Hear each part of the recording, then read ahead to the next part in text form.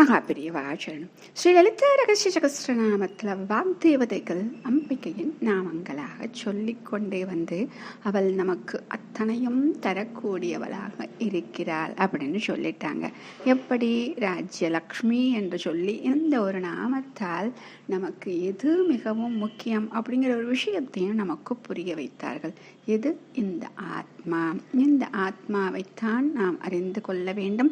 அதைத்தான் நாம் ராஜ்யமாக கருதி அதை அரசாள வேண்டும் சொன்னாங்க. சரிங்க, இப்படி சொன்னவர்கள் அடுத்ததாக ஒரு அற்புதமான மந்திரம், இதை செஞ்சா இது அத்தனையும் சாத்தியமாகும் அப்படின்னு சொல்லக்கூடிய ஒரு நாமம். ஓம் கோஷநாதாயை நமஹ. ஓம் கோஷநாதாயை நமஹ. அப்போ இதில் சொல்கிறது இந்த கோஷம் அப்படின்னு சொல்கிறது என்ன?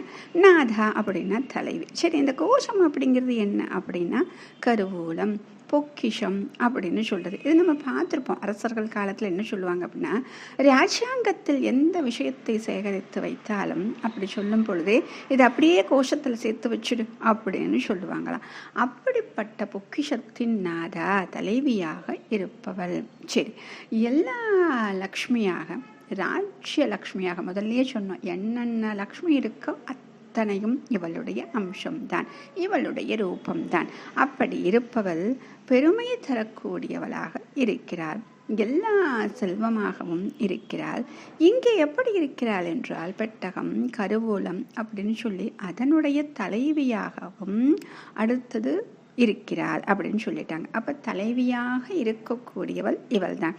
சரிங்க, அப்படி பார்த்து ஒரு விஷயம் நமக்கு என்ன புரியுது அப்படின்னா, பொருளாகவும் இவள் தான் இருக்கிறாள், பொருள் கொடுக்கக்கூடிய போகமாகவும் இவள் தான் இருக்கிறாள், அந்த பொருளை தரக்கூடிய தலைவியாகவும் இவளே இருக்கிறாள்.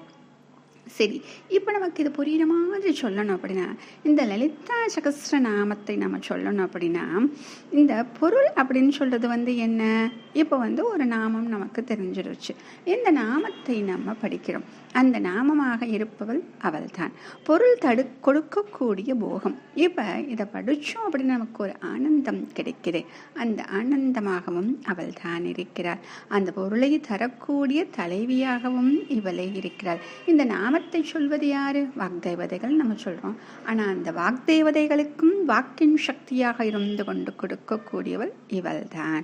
அதனால தான் அபிராமிப்பட்டர் அழகாக சொன்னார், எல்லாத்துக்கும் அபிராமிப்பட்டர் தாங்க. அவர் சொல்லக்கூடியது அனைத்தும் இந்த லலிதா சகஸ்ரநாமத்துக்கும் சரியாக பொருந்தக்கூடியதாக இருக்கும்.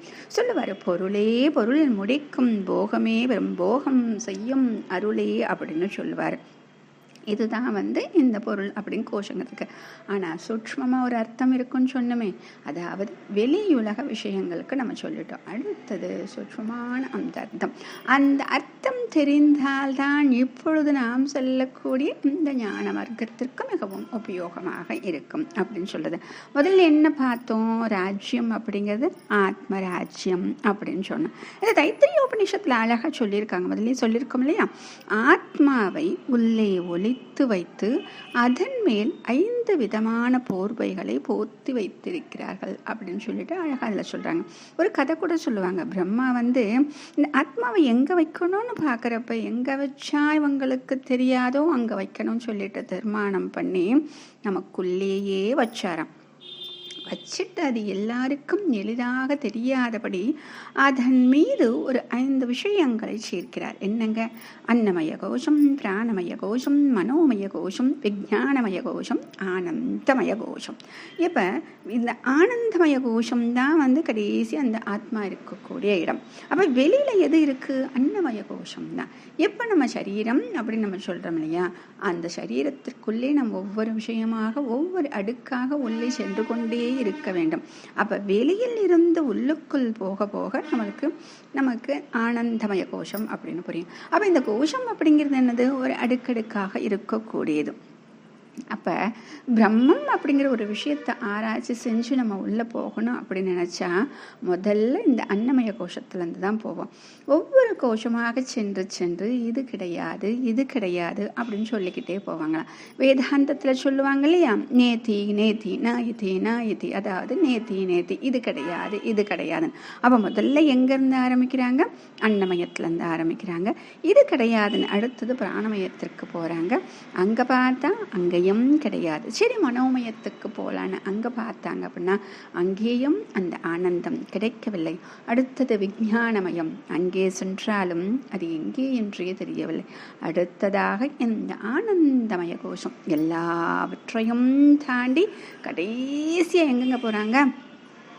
ஆனந்தமய கோஷத்துக்கு போனால் அங்கே எப்பொழுதும் ஆனந்தமாக இருக்கக்கூடிய, அப்படியே உள்ளே அமர்ந்திருக்கக்கூடிய அந்த ஆத்மாவை நாம் தரிசனம் செய்கிறோம்.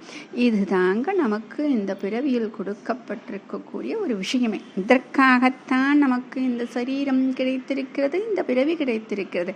இப்போ இதை நம்ம செய்யலை அப்படின்னா கண்டிப்பாக நமக்கு அடுத்த ஒரு பிறவி இருக்குங்கிறது நமக்கே தெரிந்துவிடும். ஏன் அப்படின்னா இந்த பிறவியில் நாம் இதை தெரிந்து கொண்டு இதை உணர்வதற்கு முயற்சி செய்தால் மட்டுமே அவளுடைய அனுகிரகம் கிடைக்கும். அந்த அனுகிரகத்தால் இத்தனையும் நாம் உணர்ந்து கொள்வோம். அடுத்ததாக அவளுடைய திருவடியை பற்றும் பொழுது அவள் நமக்கு அந்த மோட்சம் என்ற விஷயத்தை சித்திக்க செய்து விடுவார். அப்போ இதைத்தான் நம்ம தெரிஞ்சுக்கணும். சரி, இப்போ இந்த உபனிஷத்தில் சாரமாக சொல்லக்கூடிய விஷயங்களும் இதுதான். அப்போ இந்த 5 கோஷங்களின் தலைவியாக யாருங்க இருக்கா? இந்த அம்பிகை தான் இருக்கா. அப்போ இது எதற்காக எப்படி அப்படின்னா நமக்கு தெரியும். இப்போ லோக விஷயங்களை பார்க்கும் பொழுது மிகப்பெரிய பதவியில் இருக்கவங்களை நம்ம உடனே போய் பார்க்க முடியுமா? அவரை சுற்றி எத்தனை பேர் நின்றுருப்பாங்க. அதுக்கு அடுத்தடுத்துன்னு எத்தனை விஷயங்கள் இருக்கும். அதையெல்லாம் தாண்டித்தானே நம்ம உள்ளே போக முடியும். முதல்ல உள்ளே போகும் பொழுதே நம்ம பேர்லாம் கேட்பாங்க, நம்ம முகவரி என்னன்னு கேட்பாங்க, அடுத்து எதுக்கு வந்திருக்கீங்கன்னு அப்படி கேட்டுகிட்டே போய் அவர்கிட்ட போய் சொல்லி அனுப்பலாமா வேண்டாமான்னு அவர் சொன்னதுக்கு அப்புறம்தான் நமக்கு வழி கிடைக்குது. அதே போலத்தான் இங்கே மிகப்பெரிய தலைவியாக இருக்கக்கூடிய இவள் பாதுகாப்பாக உள்ளே இருக்கிறார். அவளை எப்படி ஒளித்து வைத்திருக்கிறார்கள்? இந்த 5 கோஷங்களில் ஒளித்து வைத்திருக்கிறார்கள். அப்போ உள்ளுக்குள் ஜாக்கிரதையாக ஆத்மஸ்வரூபிணியாக இருக்கக்கூடிய இவளை அடைய வேண்டும் என்றால் இவள் அனுகிரகம் வேண்டும். அப்படி அந்த அனுகிரகம் கிடைத்தால்தான் 5 கோஷங்களை நம்மால் தாண்ட முடியும். தாண்டுவதற்கு வழியும் கிடைக்கும். அப்போ இதுக்கு என்ன பண்ணணும் அப்படின்னா அவளுடைய சரணத்தை பற்றி கொள்ள வேண்டும். அவளுடைய சரணார விந்தங்களை பற்றி கொண்டு தாயே நீயே சரணம் அப்படின்னு சொன்னால் மட்டும்தான் இத்தனையும் சாத்தியம். இதுதான் அந்த கோஷமாக இருக்கக்கூடிய அவர்களுக்கு தலைவியாக இருக்கக்கூடிய அம்பிகை நமக்கு செய்யக்கூடிய அனுகிரகம். மகாபெரியவா சரணம்.